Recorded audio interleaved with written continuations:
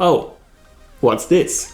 Well, this is the Google Pixel 2 XL. And this is a pretty big deal because this is the only smartphone in the world, apart from the Pixel 2 and the Pixel 1 and the Pixel 1 XL, that has both the software and the hardware made by the same company, apart from the iPhones that Apple makes, of course. And being such a unique phone, you would expect it to be good. And spoiler, it's actually really good. And here is my in-depth review of the Pixel 2 XL after more than 2 weeks of use as my daily Android driver. So yeah, hope you all got those snacks ready to go and enjoy. Okay, so Google released 2 smartphones this year, the Pixel 2 and the Pixel 2 XL.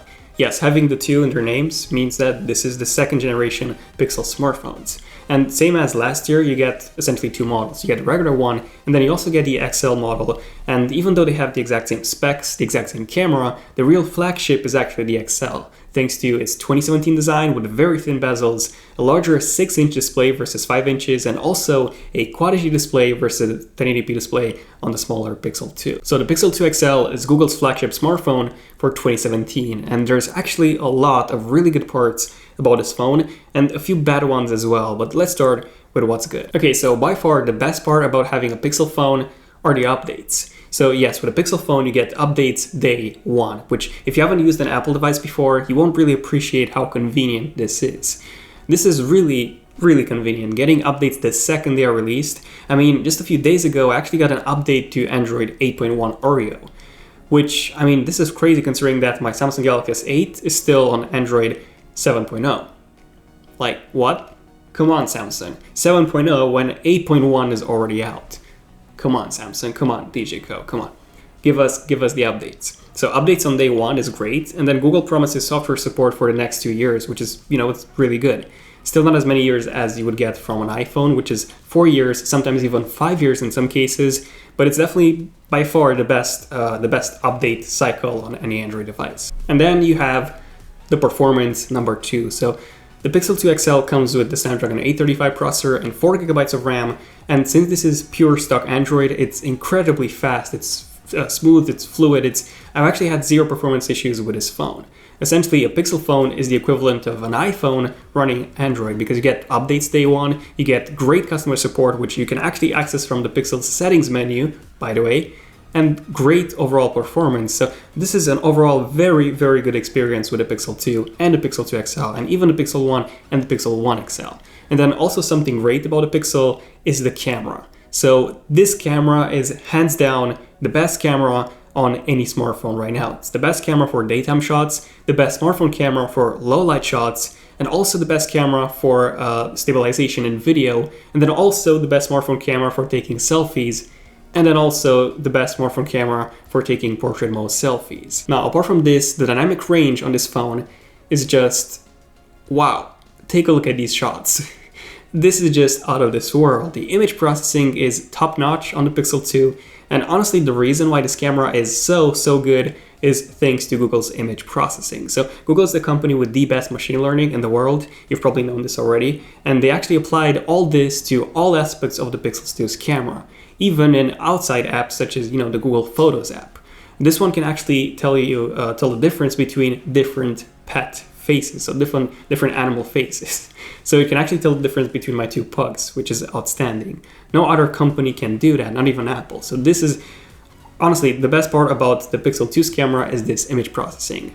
And the only part at which the camera on the Pixel 2 isn't the best one right now is when it comes to video recording. So the iPhone 10 and the iPhone 8 can both do 4K video recording at 60 frames per second, and then also slow motion in 1080p at 240 frames per second. But yeah, other than that, the Pixel 2's camera is better in every single way. So outstanding camera, great performance, overall a perfect package for people who want an iPhone, for the Android world. So something that just works, and it does so really well. Now let's talk about the not so good parts. Okay, so first off we have the design. So I'm not saying that the design is bad. Yes, the Pixel 2's design, the regular model, is bad for 2017. I mean, come on, take a look at those bezels. It looks like an old iPhone 4. But even the Pixel 2 XL doesn't look that great when you compare it to phones such as the Samsung Galaxy S8, for example, or the Note 8. You get significantly larger top and bottom bezels. I'll get to why in a second. And then you also get those side bezels, which are quite noticeable all the time. since for some reason Google decided to curve the glass, but not the display panel itself. So this is a very interesting design choice. I really wish that they curved the display as well, similar to what Samsung did with the S8. But if you compare the Pixel 2 XL with the original Pixel XL, well, the improvements in terms of the design are definitely noticeable. So not only do we get significantly thinner top and bottom bezels, but yes, the side ones are thinner, and we're also getting a 6-inch display versus a 5.5-inch display. So in terms of the design, the original Pixel XL looked like, I don't know, 2013 phone, and this one looks like a mid-2016 maybe. Now, in case you're curious, the reason why Google decided to go with those fairly thick top and bottom bezels is because of the speakers. So you actually get dual front stereo speakers, which actually sound great. However, once you max out the volume, the sound actually gets distorted quite a bit. So this is very noticeable, but overall, great speakers, I would say. I wasn't really blown away by the sound. They're good, but they're not, amazing.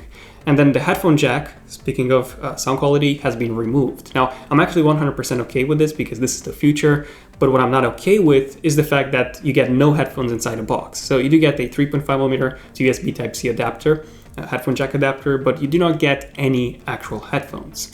And then considering that this is almost as expensive as a Samsung Galaxy S8 Plus, having no headphones in the box is a huge deal breaker for maybe some of you, since if you don't have a good pair of headphones, you'll have to buy them separately, which would obviously increase the price of this phone even more. On the back, however, the Pixel 2 XL looks much, much better. I would say that this is probably the reason why Google only or mostly shows the back of these phones in almost all of their ads, not the front. This is quite interesting. Have you noticed that, by the way? Now, mine's the black model, but if you get the white one, you get this panda or this stormtrooper-like feel with black and white, and then you also get a very different colored side button, which looks very, very nice. So I would say that if you're going for a Pixel 2 XL or even a Pixel 2, definitely get a white model. It looks really, really nice. Now, speaking of the side buttons, both the power and the volume buttons are on the right-hand side, which will take some time getting used to. This is a bit, strange to have on a smartphone, but a fingerprint reader is right in the middle on the back, which works really, really fast, by the way, so that's great. Now, apart from the design, the second thing that's not so great about the Pixel 2 and the Pixel 2 XL would be the display. So here's the thing, when Google launched this phone, Google opted for more realistic looking colors on the display. So essentially the color profile was very, very dull. Colors were washed out, and almost every single reviewer said that the display was horrible because of that. However, since then, Google has actually released 2 major updates for this display. And the newest one adds a vibrant color profile, which makes the display just as saturated as the one on the Galaxy S8. So overall, it's a very, very good display. Honestly, it's not a bad display. But there is a color shift towards blue, which is really noticeable when you compare this thing to something like a Samsung Galaxy S8 or an iPhone X.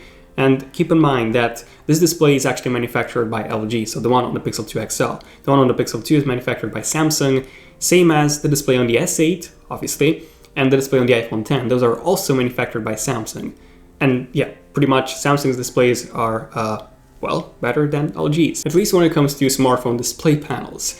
When it comes to TVs, the story is quite a bit different. But that's the thing, it's not a bad display. If the iPhone X gets a 10 for its display quality, this is a solid 8.8 to 9. So it's a pretty good display. Now, something else that's worth mentioning is the fact that the Pixel 2 actually comes with water resistance now, which the Pixel 1 didn't come with. So IP67 rating, essentially the same rating as on the iPhone X. However, what it doesn't come with is wireless charging, at least not yet. Now, I never really cared about wireless charging that much, until the iPhone started supporting it, because Apple was so many years behind when it came to wireless charging. I mean, so many Android phones had it for years, and now since Apple has it as well, I don't know, it kind of feels like every single smartphone should have it, just because, Apple, that was so late to the party, finally has it. And speaking of charging, the Pixel 2 does support quick charging, but it's not really that quick. So I did a fast charging speed test, and the Pixel 2 XL charged from 0% to 100% in more than 2 hours, 2 hours and 20 minutes, I believe, versus 1 hour and 30 minutes on the OnePlus 5T, or 1 hour and 33 minutes on the S8. So fast charging isn't the fastest on the Pixel 2. And then finally, let's talk about the customizability. So here's the thing, compared to iOS, Android was always all about customizability, being able to, change pretty much everything. But with a Pixel 2, you're not getting that many options at all. So for example, the Google search bar is now on the bottom, so it's, easier to reach. but you cannot remove it, or you cannot even change the positioning, which is very, very annoying. And then you cannot hide the navigation bar, for example, when you wish, like you can on the Galaxy S8 or the OnePlus 5T. And then you don't get custom gestures like on the OnePlus 5T, or a dark mode like on the OnePlus 5T. And you get all of these features on some other smartphones, like the OnePlus 5T, for example. And then, yes, the Pixel 2 does have an always-on display, but you cannot customize it. On the S8, you can, I always pick the calendar on the S8. You have it there. It's really, really useful. With a Pixel 2, you're essentially stuck just with, this clock interface. And that's it. Now, you can always change the launcher to, for example, Nova Prime if you wish, but isn't the whole point of having a Pixel phone the fact that you don't need to install a custom launcher? Because Google's stock one is so good. And it's good, don't get me wrong, the launcher is really good, but it's just that it has zero customizability, which I personally really care about a lot. And then finally, we have the price. So this is not a cheap phone. The Pixel 2 XL starts at £800 in the UK, which is more expensive than the Galaxy S8 Plus. Now, an exception to this is the holiday season, because for the holiday season, the Pixel 2 XL, for example, is discounted, so it's now £750, which is even cheaper than the S8 Plus. So that's good, but it's still a really expensive phone.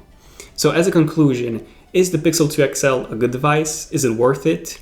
Well, you're getting the best camera on pretty much any Android smartphone, even the best smartphone camera overall for 2017, which is, pretty good to have on a phone, obviously. And then you're also getting a clean stock Android experience from day one and with day one updates. And here's the thing, if you don't care about having the best design on a smartphone or the best display on a smartphone, you're probably going to be extremely happy with the camera and the performance. And I never even talked about the battery life. I did a battery drain test, by the way, which in case you haven't seen, the link for that is in the description. But the Pixel 2 XL, spoiler, won by a long shot when compared to the iPhone 10, the Samsung Galaxy S8 Plus, the OnePlus 5T, which also has a really good battery life, but the Pixel 2 XL won by a mile. So definitely check out this video, but overall the battery life on the Pixel 2 XL at least is amazing as well. So I don't think there's anything negative or anything really bad to say about this phone. Even the display and the design, they're not that bad at all. They're good. It's just that they're not the best ones out there on a smartphone today. But the camera and the performance and the battery life definitely are.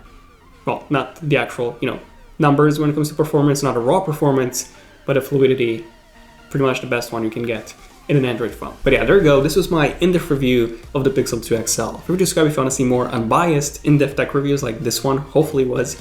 Also enable notifications by tapping on the bell icon so that you get notified as soon as a brand new video comes out. And let me know in the comments, what do you personally think about the Pixel 2 XL?